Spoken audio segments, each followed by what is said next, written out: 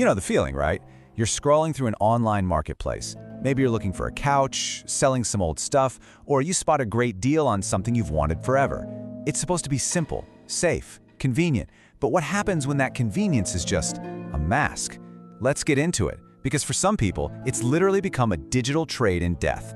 So on one side, you have the promise, the easy, simple, safe transaction that we all expect. But on the other side, there's this grim, dark reality that's been crawling out from the shadows of these platforms. And we're not just talking about getting a bad deal here, or a seller who flakes on you. No, we're talking robberies, shootings, murders. The stakes have become terrifyingly high. So it really makes you wonder, is it a deal to die for? In this explainer, we're going to peel back that friendly, shiny user interface to expose the hidden dangers that are lurking just behind the screen. We'll be digging into some real-life cases from 2025 and 2026 that turned what should have been a simple online sale into an absolute tragedy. And get this, in just over a year, dozens of these supposedly normal, everyday meetups spiraled into violent crime scenes. And I want to be really clear, this isn't just a handful of unlucky incidents.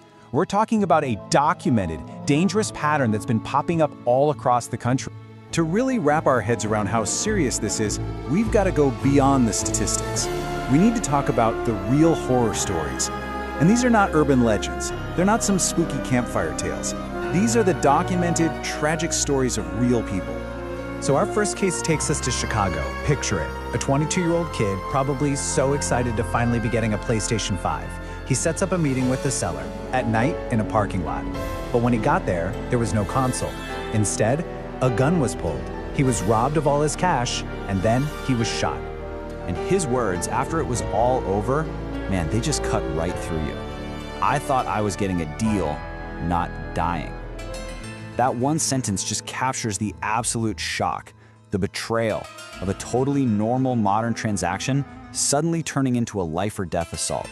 And it isn't just buyers who are the targets, not by a long shot. In Houston, a woman was just trying to sell a couch. The buyer showed up, but he brought 3 friends with him. And they weren't there to make an offer. They beat her, stole the couch, took her car, and just left her there, unconscious. The brazenness of it is just astounding. But this story from Atlanta might just be the most chilling of all. A man is selling a gaming PC. The buyer shows up, seems totally normal, and then, during the exchange, stabs him to death. But the story gets even darker. Just a few hours later, the killer gets back on that same marketplace platform and posts, "PC sold." I mean, that detail shows a terrifying, profound lack of humanity. So the crucial takeaway here is that these stories from Chicago, Houston, and Atlanta, they're not isolated events. They're part of a much bigger wave. We're talking over 50 documented violent crimes tied directly to these marketplaces in just over a year, all across the United States. This is a systemic issue. Which brings us to the most critical question. Why? Why is this happening so often now? And how are these platforms we use every day being turned into hunting grounds? To understand that, we have to dissect the anatomy of the trap itself. When you really break it down, there are 4 key weaknesses that criminals have gotten really good at exploiting. First, there's total anonymity, pretty much no real background checks. Second, isolation. You think you're meeting in a quiet spot for privacy, but what you're really doing is meeting in a place with no witnesses. Third, the bait. Those high-value items like electronics are exactly what predators look for. And finally, some sellers even post their own home address. Publicly. It's like sending an open invitation for danger.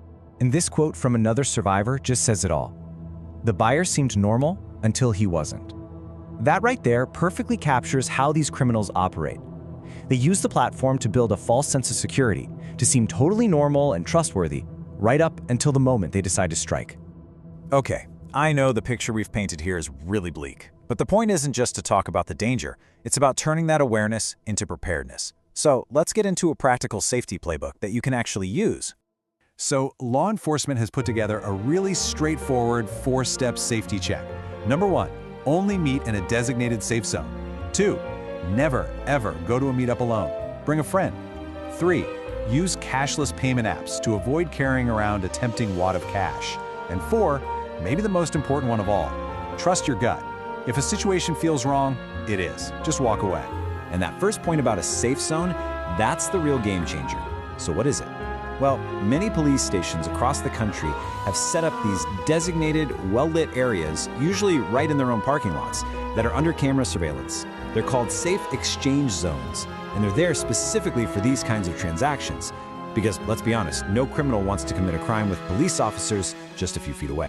We've seen the promise, the horrific reality, the systemic flaws, and the very real steps you can take to protect yourself.